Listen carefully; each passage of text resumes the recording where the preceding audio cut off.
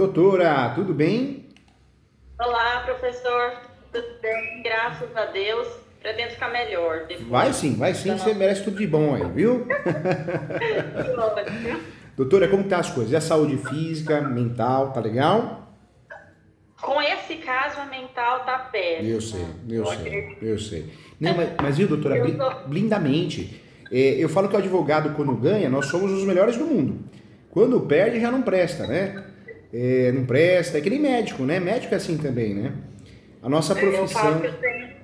eu tenho sofrido com a advocacia como são muitas estratégias possíveis, Eu às sei. vezes a gente adota uma e outro colega pensa diferente, e aí o cliente acaba achando que, poxa, meu profissional foi péssimo. E às vezes naquele momento, com o que ele te contou, você teve uma convicção que era a melhor estratégia e acabou que a gente agora fica na dúvida se realmente foi. Eu acho que o que atrapalhou muito a advocacia, eu acho que é as redes sociais, viu, doutora? Surgiram, né? Você pegar aula, tem aulas minhas, eu vou gravar na TV Justiça agora de novo, né? Mês 8. Mas tem aula minha na TV Justiça do Saber Direito 15 anos atrás. Então o YouTube, o Instagram não tinha, né? Mas o YouTube era muita aula mesmo, aula raiz. E hoje, o que aconteceu? Apareceu muita gente falando bobagem, vendedor de curso. Você vai ver, nem advogado é. Recebo muito vídeo no Instagram, reels de clientes assim, doutora, assiste esse vídeo que o advogado fulano falou que o meu caso tinha que ser assim, tinha que ser assado. Aí lá, acontece demais, demais. É fogo. Hoje surgiram pessoas que nem advogado é, às vezes é Tribunal de Justiça, analista, técnico ou cartorário. E qual que é o problema? Ele sai explicando as coisas de forma distorcida, que é muito fácil, é muito rápido, que você ganha dinheiro. Então eles fazem mal. Esses sujeitos fazem mal para os advogados, que desenvolvem depressão, ansiedade, porque, poxa, eu fiz o curso lá, o sujeito falou que ganha 20 mil reais, né? Em 30 dias, em 20 dias.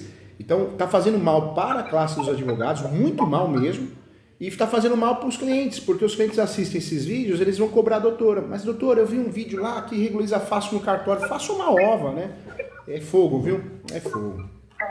É complicado. Mas a gente tem que lidar com Doutor, isso e vamos embora, né? Faz parte. qual que é a minha situação? Cliente chegou no escritório para mim com um compromisso de compra e venda Tá. de um imóvel rural. Na verdade, um contrato de duas matrículas. Eu vou citar o número das matrículas só para, quando eu continuar a explicação, fazer um pouco mais Tá sentido, bom, porque tá bom, cada vez tem um problema. tá bom. Nós temos a matrícula 21.467, 21.467, 167. e a matrícula 12.331. 12.331. São duas matrículas. Anotado aqui. O contrato do cliente é péssimo. Sabe aquele contrato que eu acho que é pior do que o modelinho do Google? Eu sei, mal feito, sem pé sem cabeça, né? Valor total do contrato, 979 mil. Nossa, e o contrato de valor alto, só indo. Alto, alto. Eles se comprometeram, meu cliente é o que estava comprando, tá? Tá. Meu cliente se comprometeu a entregar uma Land Rover, 4 casas e a pagar 2 parcelas de hipoteca da matrícula 21.467. Tá, duas parcelas da hipoteca. Ele cumpriu com a entrega do veículo, com a entrega das casas. Até temos um termo onde o vendedor declara que ele recebeu as casas, que recebeu o veículo. Meu cliente, na data correta, passou o valor da primeira prestação da hipoteca. Só que o meu cliente, como não tinha previsão no contrato para quem deveria pagar, ele deduziu que seria descontado da conta do vendedor, e o vendedor o tempo todo falando, tem que me passar o dinheiro, e ele falando, vou passar. Ele fez o repasse da parcela da hipoteca para o vendedor. O vendedor pegou o dinheiro da hipoteca e foi fazer alguma outra coisa da vida. Inclusive confessou no áudio que, olha, eu estava devendo, o banco pegou esse dinheiro para outra coisa, eu vou ir lá pagar a parcela dessa hipoteca, descansa, ok. Ou seja, se empolgou, né? Se empolgou. Pegou o dinheiro, se empolgou. Se empolgou. E aí, o meu cliente, embora tenha uma previsão no contrato que ele não poderia ceder para terceiro, ele fez o quê com essas terras? Vendeu para um terceirinho de boa fé. Que não está sabendo de nada o que está acontecendo. Ou seja, chegou um momento ali e falou, quer saber, eu vou me livrar da bucha, eu vou vender. Vendeu através de cessão de direitos possessórios também. Sim, o meu cliente, o que ele tem dessas terras, ele tem o compromisso de compra e venda das duas matrículas e ele tem uma procuração pública dessa de 21.467. Tá. Por que que ele não tem procuração pública dessa outra? Existe uma previsão no contrato de que essa matrícula 2.331, que ela precisa ser regularizada por um inventário de bens que ficaria sob responsabilidade do meu cliente. Então, dessa daí, doutor, eu não sei nem como tá, para ser sincero. Tá. Eu sei dessa de 21.467 que meu problema está em relação à hipoteca. O meu cliente, ele me procurou e nós entramos, e aí que está o problema. Eu tô até com medo do doutor brigar comigo. Não, nós entramos, ele me procurou à época e falou assim, doutora, eu tô com 2 problemas com o vendedor. Eu tô com um problema desse contrato e de um outro negócio de um veículo que eu comprei, ele não transfere. Tem como notificar? Ele é meu amigo, a gente quer resolver, tem muita coisa envolvida. Notifiquei via cartório, conseguimos resolver a questão do veículo, transferiu para ele, mas em relação a esses imóveis, a resposta que eu tive foi que as casas que foram dadas em pagamento, que elas tinham problema, e que por isso ele usou o dinheiro que foi dado para a hipoteca para poder corrigir os vícios dessa casa. Mas não apresentou que vícios era, se tem algum orçamento de quanto ficou, para o meu cliente resolver o embate entre os dois, nem nada. Meu cliente falou, e agora? Eu falei, o que nós temos? Nós temos a informação de que ele está dilapidando todo o patrimônio. Ele manda um áudio para o meu cliente e fala, olha, estou transferindo o carro para você, tira logo do meu nome, porque eu estou tirando tudo do meu nome, porque eu estou devendo demais. Meu Deus do céu. Doutor, desculpa cortar, mas olha só que história, hein? Aqui, quem comprou já vendeu. E os imóveis que o vendedor recebeu, as 4 casas, também já passou para frente, né? Então, ou seja, passou para frente. A confusão tá feita, né? E o pior, as casas que meu cliente pagou não estavam em nome dele. Pensa que meu cliente chama João. As casas estavam em nome de Maria, mas ele era o dono. Entendi. E as casas não foram para o nome do vendedor, ele já indicou o nome de terceiros. Olha então, só. Assim, é uma situação que o contrato já veio muito bagunçado. Caiu na minha mão, o que eu fiz? Falei, com essa informação de que ele está dilapidando patrimônio, eu preciso mostrar algum risco para o juiz para conseguir talvez um arresto de valores para poder garantir isso aí, porque senão os outros credores vão vir, ele vai tirar tudo. Eu entrei com uma ação de obrigação de fazer para obrigar o cara a fazer o pagamento da hipoteca, tendo em vista que ele recebeu o valor. E embora no contrato não tenha previsão de para quem era para pagar, o tempo todo o meu cliente falou, vou passar o dinheiro para você pagar a hipoteca. E o vendedor confirmando, tá, eu recebo o dinheiro para me pagar a hipoteca, recebi o dinheiro para pagar a hipoteca. Então eu entrei com essa ação de obrigação de fazer e pedi em liminar um arresto tendo em vista os indícios de dilapidação de patrimônio. Por isso, sabe, doutora, cortando a doutora aqui, perdão, a doutora tem mais que um professor, tem um amigo aqui, quero o seu bem, tô aqui para te ajudar, viu, sempre.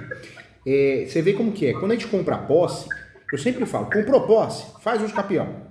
O passo a passo para evitar riscos na compra de imóveis é o uso capião, quando você compra posse. Por quê?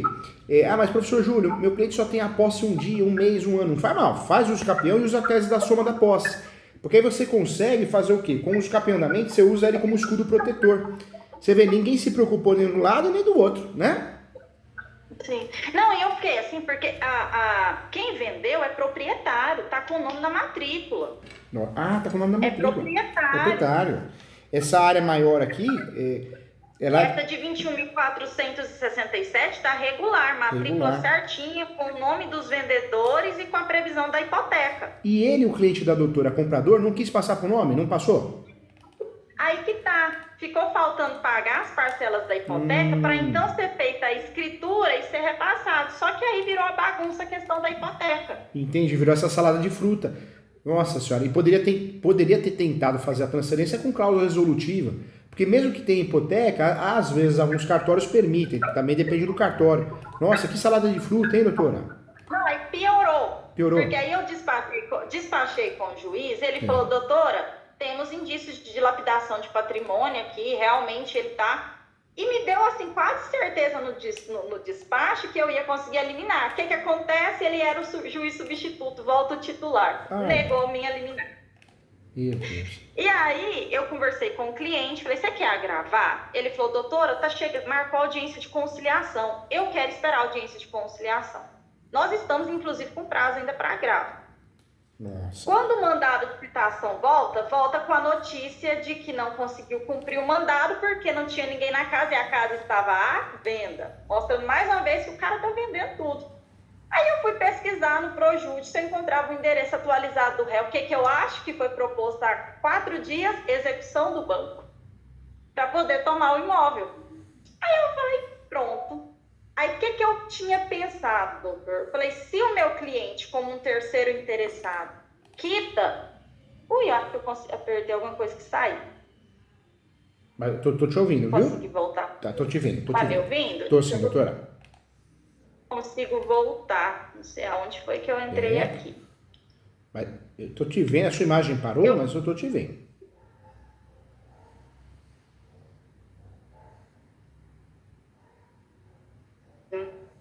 Continuar tentando voltar aqui.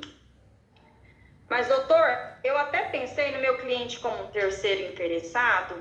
Eu posso sair do link e entrar outra vez? Claro que pode. Eu vou tirar a doutora do link aqui e tô te esperando, hein? Volta logo. Peraí que eu vou tirar. Tá.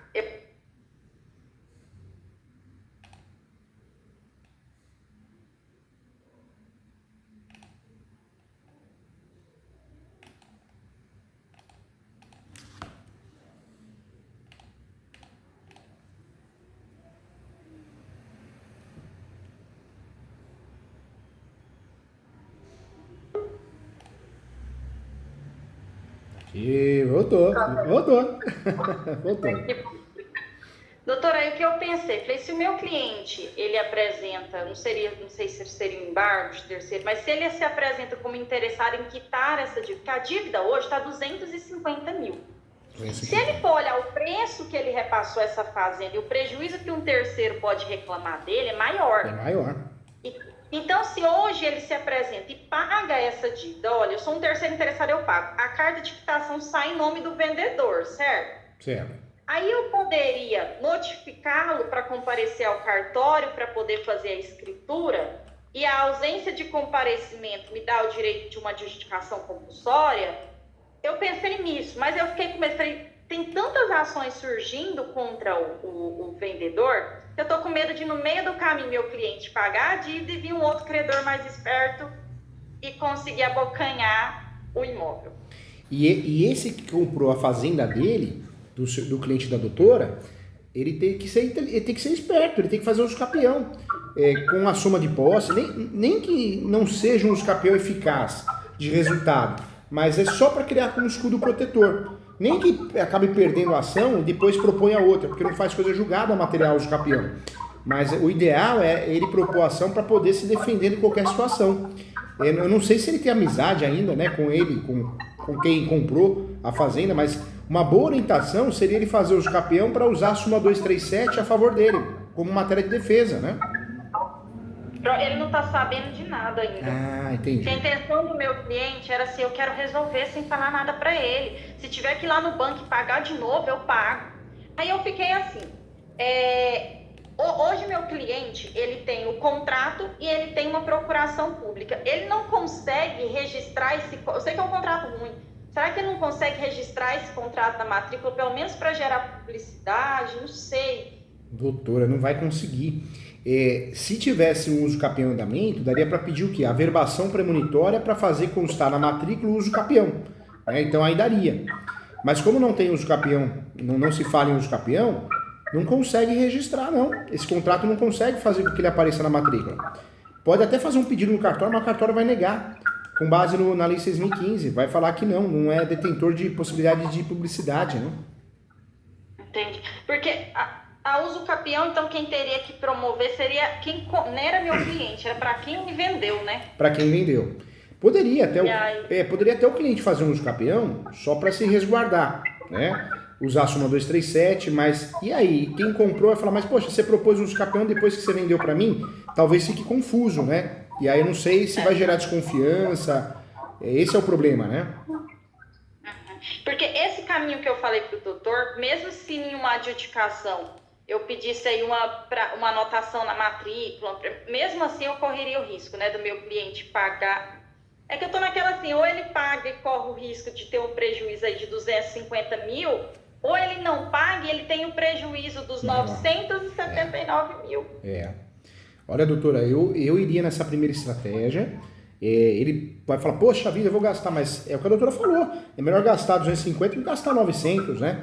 Então, se ele tem condições financeiras, ou vai se apertar daqui, vai se apertar de lá, valeria muito a pena ele fazer isso, né? Fazer o depósito em juízo desse valor e tentar tirar o gravame da matrícula com esse valor, né? Seria interessante. Porque aí depois ele ganharia um fôlego. Na verdade, não é nem um fôlego, eu acho que eu já teria que entrar logo com a tentativa de conseguir essa escritura. Porque a matrícula vai ficar livre, né? Vai ficar livre. Eu orientaria a fazer o quê? Faz o pagamento, se possível, e faz a adjudicação compulsória. Aí sim vale a pena. Faz a ação de adjudicação compulsória para obrigar o vendedor a transferir para ele. E aí ele usa como argumento que ele já pagou o vendedor, inclusive ele pagou o valor da dívida que gravou a matrícula. Entendeu? Mas aí, para mim entrar com essa adjudicação compulsória, primeiro eu tenho que conseguir uma negativa dele, né? Eu vou ter que notificar ele para comparecer em tal dia no cartório para poder assinar uma escritura. Agora não tem mais, né? Na verdade, a adjudicação compulsória, no passado, tinha a exigência de ter uma averbação, não tem mais, tem até súmula, e tinha a exigência também da notificação, mas também não tem mais.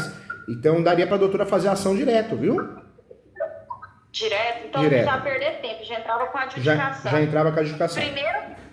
Primeiro, já ia preparando a adjudicação e seria através de um embargo de terceiro que eu faria esse depósito em juízo do valor para o banco? Pode fazer um embargo de terceiro e aí faz o depósito em juízo, informando que é terceiro, de boa fé, está fazendo depósito em juízo porque o interesse é tirar o gravame da matrícula para poder fazer o registro. E aí o que poderia fazer? Entrar em contato com ele para ver se consegue lavrar a escritura pública e fazer a transferência. Se ele falar, não quero porque se vai dar problema, vai dar dor de cabeça, aí faz a adjudicação compulsória. E aí explica para ele que vai fazer a adjudicação compulsória para não assumir o risco das dívidas, entendeu? Entendi. Para não ficar mal com o vendedor, né?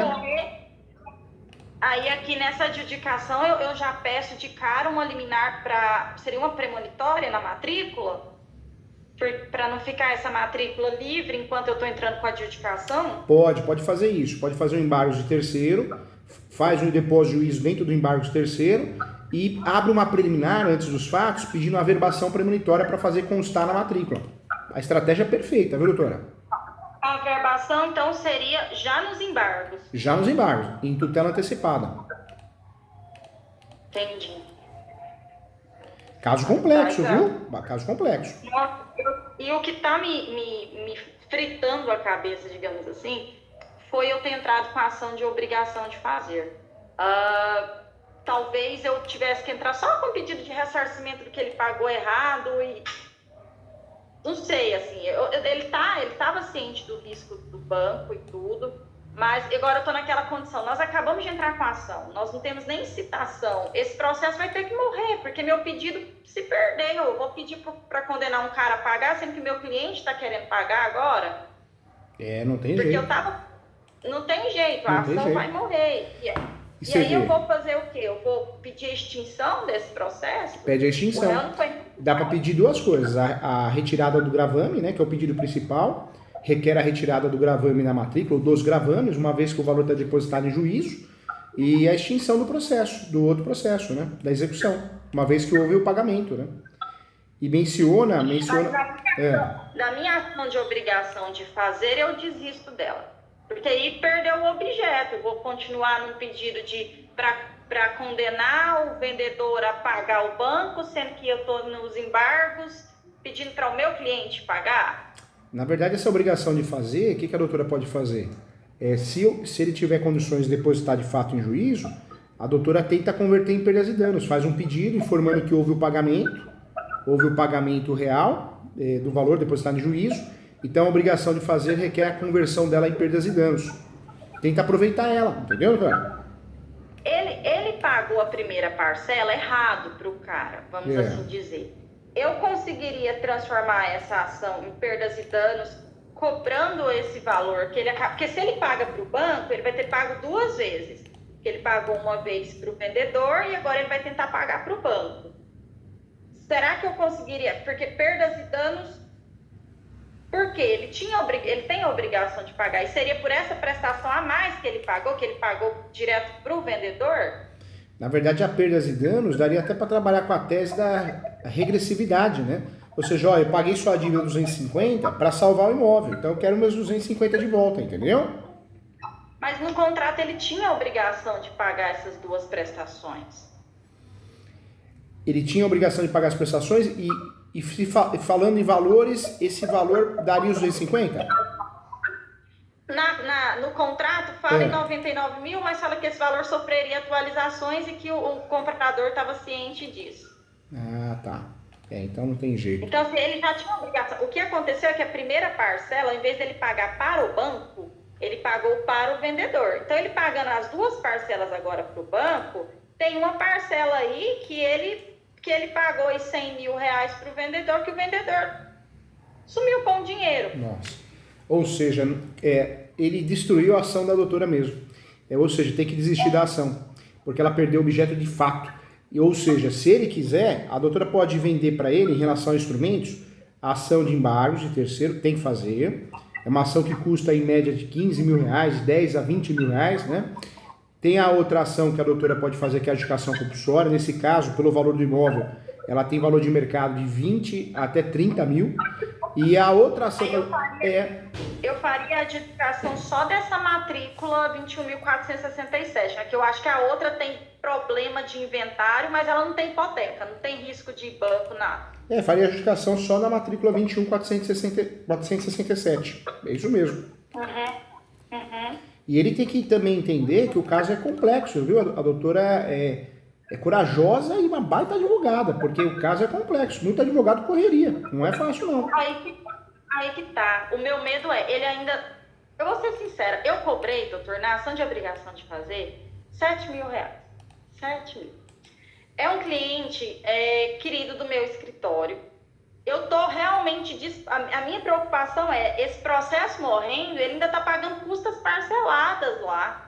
Ele tá pagando meus honorários. É certo, eu tô numa situação psicológica que eu tô querendo devolver tudo que eu recebi para ele, que eu tô querendo... Eu realmente estou com medo de ter errado. Ó, escuta aqui que você ganhou mais com o professor, você ganhou um amigo para a vida. O que você precisar, eu tô aqui, sempre. Marca a mentoria, se vier para São Paulo, vem tomar café comigo aqui no bairro de Ipiranga, aqui no escritório. Ó, nós temos que ser fortes. Eu acho que nós temos que ser honestos, corretos, né? Nunca prometer causa ganha. Tem muito colega que fala, causa ganha, não existe, né? Depende do terceiro, um juiz. Mas, doutora, olha que a doutora já trabalhou, né? A doutora já trabalhou, já pesquisou, já estudou, fez mentoria aqui comigo. Ou seja, não, ele tem que entender que o processo, né, é dinâmico. Naquele momento, a obrigação de fazer, ela era correta. Claro que era. Ou seja, esses honorários da obrigação de fazer, ele tem que acertar a doutora. A doutora fez a ação. É que, diante do que aconteceu, a estratégia mudou. Tanto é que a doutora não é obrigada a desistir da obrigação de fazer. A doutora pode até deixar. É que nós sabemos que se deixar, corre o risco de gerar sucumbência se não tem justiça gratuita. Por isso, talvez a melhor opção seja desistir. Mas poderia deixar. Ele tem que entender que era uma ferramenta que tinha que ser usada naquele momento, naquela época. E agora nos resta usar o quê? Embargos de terceiro e adjudicação compulsória. E se ele quiser por fora, uma ação de perdas e danos com base nas questões regressivas, né? Por mais que ele tenha um contrato que obrigou ele a pagar, o outro não pagou, né?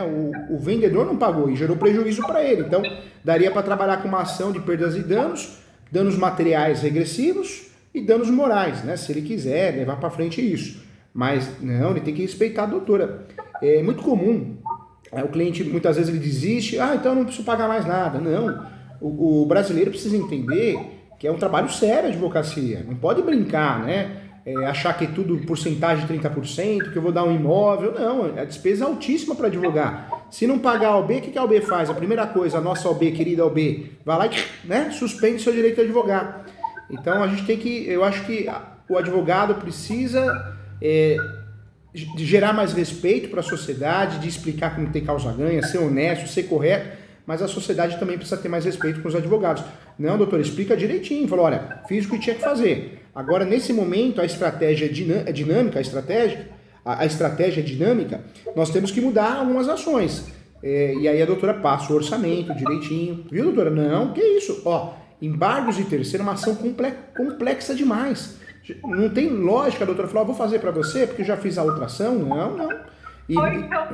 Quase estava para fazer. Não faz, não faz. Olha, doutora, eu sou muito humano, viu? Mas eu apanhei tanto que eu aprendi. Eu mandava muito modelo para alunos, né? Modelos. Eu parei de mandar modelo. Por quê? Começou a sair publicação no meu nome de ação que não era minha. O advogado, a advogada, pegava a minha ação, o modelo que eu mandei para ajudar, e nem apagava meu nome. Então, você vê, a gente não é ruim, mas a gente vai ficando blindado, vai ficando com casca dura. Eu nunca vou esquecer. Eu acho que eu tô desde que eu vi que o banco entrou, eu não durmo. Eu tô realmente histérica, que eu pensei, gente, que realmente eu tô com o horário marcado com um psiquiatra pra pedir remédio. Eu tô a ponto de desistir da advocacia, porque eu pensei, gente, não faz isso não. Muito errado. Ó, a doutora tem postura de advogada, tem aparência de advogada, é estudiosa, é humilde, é lutadora. Que isso? É um caso, infelizmente, na advocacia eu sempre me cobrei muito, mas eu percebi que as coisas acontecem sem a gente querer. Eu já tive casos aqui, o escritório foi condenado a pagar sucumbência, e aí eu expliquei para o juiz que não tem lógica, sucumbência quem paga é a parte que perdeu. Fiz o embargo, o juiz manteve, aí no recurso eu consegui reformar. Teve casos aqui que nós ganhamos ação, o cliente mesmo assim ficou reclamando. Então, já vivi tudo na advocacia. Eu fiz 2 ações iguais renovatórias, uma nós ganhamos, a outra nós perdemos. Ou seja, o judiciário não tem parâmetro, o judiciário não tem... cada juiz pensa de um jeito. Então, entendendo... Tem colegas que são muito malvados, que, por exemplo, o cliente procura... E assim, ele nem estudou o caso e ele fala, poxa, ele tinha que ter feito tomado um outro caminho, a estratégia melhor era outra. E isso pra gente é terrível. É terrível. Nós estamos numa situação que o judiciário é inseguro. Julga mal, usa copia e cola, coloca o cliente contra o advogado. Eu atendi um advogado aqui, o advogado, na sentença, o juiz colocou que a ação foi um erro grotesco do advogado. Não deveria ter feito embargo de terceiro, só que o advogado não fez embargo de terceiro, fez uma ação de nulidade. Agora você imagina o cliente ver aquilo na sentença, acha que o juiz tem razão, acha que o juiz é Deus, vai lá e dá um tiro no advogado, né? Então nós temos juízes maldosos, assessores maldosos, nossos colegas não são unidos. Ontem eu fiz uma mentoria, o cliente pagou a mentoria e a advogada participou. A advogada totalmente arrogante, né? Eu percebi que ela ficou bem incomodada. Depois ela agradeceu, ela falou, professor Júlio, muito obrigado pelas dicas. Mas a nossa classe é bem a problemática, o ego, a arrogância, é difícil, né? Só que, o que eu coloquei na cabeça para poder continuar o trabalho? A gente tem que blindar a mente, fazer o melhor, da melhor forma possível, estudar, fazer mentoria, se atualizar. Pronto, é o que a gente pode entregar. Agora, o que não depende da gente, não depende da gente. Quer falar mal, quer fazer maldade? Faça maldade aí, eu tô com a consciência tranquila, né? E nessa linha que a doutora tem que ir, senão fica doente, viu? A gente desenvolve depressão, ansiedade. Eu entrei na faculdade falando que eu seria advogada. Eu nunca pensei em concurso. Ontem eu tava olhando e falei, gente, vou ter que sair daqui, eu vou para um concurso, porque eu advogo sozinha. Eu vim do interior com R$30 no bolso há 6 anos. Hoje eu tenho minha sede própria do escritório. Eu não tenho sócios, eu falo que meu sócio é Deus, que foi um convite que eu fiz para ele no dia que eu formei, que eu fiz, que eu terminei o curso. Sou cristã, então eu tenho um senso de responsabilidade gigante. Eu ainda brinco assim, se encontrarem erros na minha atuação, que óbvio que vai encontrar, eu nunca erro para levar vantagem ou para tirar dinheiro de alguém. Eu errei tentando acertar. Então, eu estou tendo que aprender, e esses dias tem sido bem difícil, que a gente não agrada todo mundo, que a gente não vai agradar o cliente, que o cliente acaba passando para nós a responsabilidade, um problema que ele assumiu. Por exemplo, esse caso, o contrato é péssimo. Como que alguém faz um contrato de R$900 mil e não tem uma previsão ali, não tem previsão de nada, não tem nem falando se você vai pagar direto para o banco a parcela da hipoteca, ou você vai pagar para o vendedor. você vai pagar na conta X, não tem. Meu cliente fez o pagamento da parcela da hipoteca, doutor, através de contas de terceiros de mais de 10 pessoas. Ele foi mandando 5 mil reais, 15 mil reais, 30 mil reais, 40 mil reais, até para me provar para o juiz que o meu cliente pagou a parcela da hipoteca para o vendedor é difícil, porque não saiu nem da conta de titularidade dele. Então, assim, é uma zona que já chegou para mim muito bagunçada. Então, o que eu quis foi tentar garantir um dinheiro, um arresto, alguma coisa, para segurar a possibilidade. Eu falei para ele, essa ação minha não te isenta de ir no banco e tentar ganhar tempo, negociar essa dívida. Faça isso. Porque se o banco executa, o problema ganha uma dimensão muito maior. Não, doutora... E pelo jeito ele não fez isso. Doutora, seja sempre sincera com o cliente, né? Muitas vezes o cliente contrata o advogado, assim como contrata o médico, o contador, achando que contratou, resolveu. E não é assim. Você sonega a vida inteira, declara errado, não declara, aí contrata o contador, aí vem uma notificação da Receita Federal, o contador que está errado. Né? Você nunca cuidou da saúde, procura o médico não presta porque o tratamento não é bom. Você nunca se cuidou e o tratamento que o médico passou você não seguiu. E o advogado a mesma coisa. Então, nesse caso, doutora, o ônus não é seu. O ônus não é seu. O ônus é do cliente. Ele paga o preço dos erros que ele cometeu. A doutora é uma ferramenta para tentar resolver. Nós somos meio. Guarda isso, doutora. Nós somos meio e não fim. Fala para o cliente, fala, olha, você me procurou numa situação muito difícil, muito ruim, muito complexa, um contrato muito ruim. No primeiro momento, fizemos a obrigação de fazer.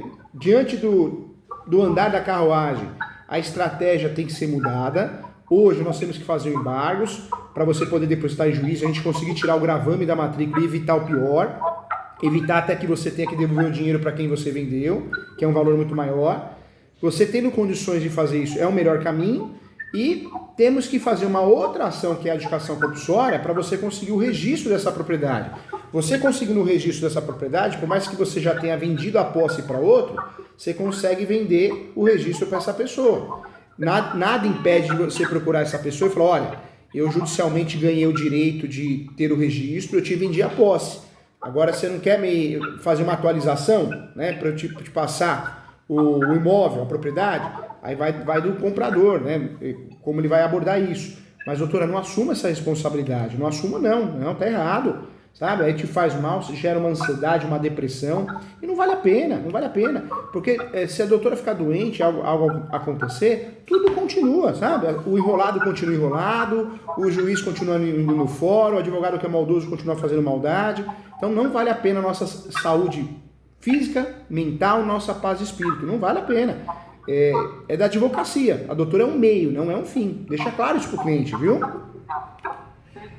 Doutor, e eu desistindo da obrigação de fazer, o pagamento parcelado das custas dele permanece, né? Permanece. As custas iniciais, então permanece. Permanece. Tá? Outra dúvida, os embargos de terceiro, eu vou tentar já pedir uma tutela antecipada para averbar na matrícula. Isso me traz alguma segurança em relação a terceiros, essa averbação? Se um credor pedir a penhora desse imóvel, enquanto eu estiver com a adjudicação em curso?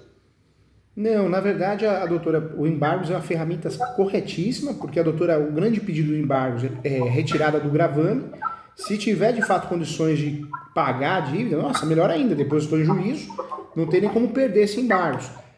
Por outro lado, dá para procurar o vendedor e falar, vendedor, eu consegui tirar o gravame da matrícula, agora você passa para mim. Se vê que ele é redundante, foge, não quer assumir a responsabilidade ou qualquer outra situação, aí faz a adjudicação compulsória. Ou seja, esse caminho que nós estamos falando aqui é o único caminho que a doutora tem, não tem outro, né? Porque se esse vendedor se dispusesse, a gente entrar em contato e falar, olha, o banco executou o contrato. Nós vamos fazer o procedimento, depositar em juízo o valor, só que a gente quer que você... Porque talvez negociar com ele, para ele ir ao cartório, fazer essa escritura para garantir o registro, e às vezes meu cliente abriria mão até de uma ação de buscar ressarcimento do que ele pagou errado. Na verdade, o meio para tentar consertar isso é o embargos, é a adjudicação compulsória, mas surge a possibilidade de reingresso, né? Se ele quiser fazer um reingresso, por mais que ele tenha a obrigação de pagar as prestações, ele pagou, pagou e o outro não pagou, né? O outro não fez... Ele pagou, aí ele vai pagar novamente para o banco. Então, um desses valores, ele acaba pagando além da obrigação. É isso mesmo. Aí ele caberia regresso. Talvez ele poderia usar esse regresso como instrumento para negociar com o vendedor, para ele ir amigavelmente ao cartório, sem a necessidade da adjudicação. Poderia, talvez, segura um pouquinho a adjudicação compulsória e ingressa com essa ação de reingresso, né, pedindo perdas e danos, reingresso de danos materiais e a perdas e danos, e foca muito bem nessa ação de pedir uma conciliação. Nessa conciliação, nessa audiência de conciliação, seja online ou seja presencial, vamos fazer um acordo aqui? Você assina uma escritura pública para mim, você tem 10 dias sob pena de multa altíssima, e aí tá tudo resolvido. Daí dá baixa na ação. Entendi. Agora, doutora, com muito carinho, hein? Promete aqui, professor Júlio, que você não vai deixar de cobrar, você não vai deixar de falar que a responsabilidade não é sua, que você é meio, não é fim, porque você precisa tirar esse peso de você, tá te fazendo mal, né? Tá. O meu medo hoje, doutor, eu entendi muito bem os embargos, vou fazer, se o cliente quiser me contratar, eu vou fazer bonitinho. Inclusive, se ele tiver realmente a pretensão de fazer esse depósito, mas eu acredito que, na hora que ele entender a complexidade, ele vai dar um jeito de querer fazer. O meu medo é como eu vou conseguir mover a adjudicação para conseguir concluir esse registro antes que um credor tenha acesso a essa matrícula. Como que eu faço para segurar o direito do meu cliente nessa matrícula até ele conseguir a adjudicação? Na verdade, o único meio que a doutora tem é no embargos de terceiro pedir uma averbação premonitória. Porque a doutora, queira ou não queira, sujou a matrícula também no sentido de falar, opa, existe um embargos de terceiros aqui. Entendi. Aí, esse embargo de terceiros, se um outro for... Ela tem prioridade em cima de uma penhora que um outro credor pudesse pedir em um processo? Meu cliente tem prioridade por ter essa... Tem, na verdade tem discussões em relação a isso, mas a partir do momento que faz a averbação premonitória de um embargo onde foi depositado em juízo, ele ganha prioridade. Tem discussões, mas dá para discutir essa prioridade. Entendi. É aquilo assim, é o que nós temos para tentar. O risco existe, se não fizer nada, o risco está aí, se fizer alguma coisa também tem seu risco. Também tem seu risco, ou seja, ele tem que estar ciente, né? Tem que estar ciente de fato que o caso é complexo. A doutora está fazendo o melhor, usando todas as ferramentas, mas o caso é complexo, né? Para poder justificar essa tutela antecipada, para ter essa averbação, eu posso apresentar a quantidade de processos que estão surgindo contra esse vendedor e a própria fala dele de que está dilapidando todo o patrimônio para mostrar o risco de conter essa informação na matéria? Pode e deve, viu, doutora? É a grande justificativa, porque a doutora, para conseguir essa tutela, tem que fazer prova do juízo, na verdade, probabilidade, né, de prejuízo. E aí, com isso, com essas alegações, essas provas que a doutora tem, eu acho que está muito bem provado, viu? Talvez valha a pena até despachar com o juiz também. Sim, eu gosto sempre de despachar, porque a gente acaba explicando melhor. É o que eu falo, doutor, se eu erro, é tentando acertar, porque eu cuido como se fosse meu problema. Eu tenho certeza disso. Quem faz mentoria comigo é porque é diferente, né? É estudioso, está preocupado com o nome, está preocupado com o cliente. Porque o advogado que é arrogante e acha que sabe tudo, imagina, você acha que ele quer fazer mentoria, quer estudar? Quer nada, ele quer ficar fazendo pose, né? Não, doutor, nossa, esclareceu demais, porque eu estava a ponto de realmente fazer os embargos, mas devolver tudo que eu recebi, ou pior, fazer tudo isso aqui, a adjudicação, os embargos, sem cobrar nada, porque eu estava me sentindo muito mal da minha ação agora cair. A doutora não tem que se sentir mal, porque a ação que a doutora não foi um erro. A ação que a doutora fez, né, corrigindo, não foi um erro. Então, não tem nada que a doutora se sentir culpada, se sentir mal. Foi uma ação que naquele momento era oportuna. Hoje deixa de ser oportuna porque houve uma mudança aí na situação fática. Então, existem outros instrumentos para poder resolver. A estratégia mudou a estratégia, né? Mas a doutora não errou, então não tem que sentir sensação de culpa, receio do cliente. Não tem que ter, não. Pelo contrário, a doutora está advogando com qualidade e excelência. O cliente sim que tem que dar valor para a doutora que contratou uma advogada diferenciada, viu? Eu tento fazer um trabalho mais personalizado, embora eu seja sozinha. Mas doutora, o escritório cresceu, mas a secretária também sou eu. Então, quem atende lá no WhatsApp da secretária também ainda sou eu. Eu sou a menina que está aprendendo a advogar, estudando sozinha. Eu não tive alguém para encostar e falar, encosta aqui que eu vou te ensinar como faz. Na verdade, não se sinta amedrontada, antes só que mal acompanhado. Eu lembro que no começo de carreira eu tive uma sócia, né? Nossa, Deus é tão bom que eu até esqueci o nome dela. Vera Lúcia, né? Quando chegava o boleto do aluguel, ela sumia. Aí depois eu pagava o aluguel, ela aparecia. Ela ficava acompanhando, né? E aí eu vi que ia virar uma bola de neve dos aluguéis, aí eu acabei desfazendo, foi o primeiro escritório que eu tive, né? Mas então o que eu aprendi? Antes só que mal acompanhado. Não adianta nada a doutora ter uma sócio, um sócio ou um auxiliar e não ajuda em nada. Então vai tocando e o dia que a doutora achar que precisa de alguém, contrata alguém, né? Competente para ajudar, viu? Todo mundo começou pequeno. Ninguém começa grande, a não ser que ganha tudo do pai e da mãe, né? E às vezes não dá valor. Verdade. Foi muito esclarecedor, tá, doutor? Estou à disposição. Você não está sozinha. Quando precisar de mentoria para discutir o caso, precificação, tese, correção de peça, pode me chamar. Eu estou aqui para te ajudar. Obrigada. Tá bom? Obrigada mesmo. Fica com Deus, tá? Deus gerar sucesso aí na sua profissão. Obrigado, doutor. Amém. Viu? Obrigada. Com Deus. Tchau. Fica com Deus. Obrigado pela confiança. Tchau.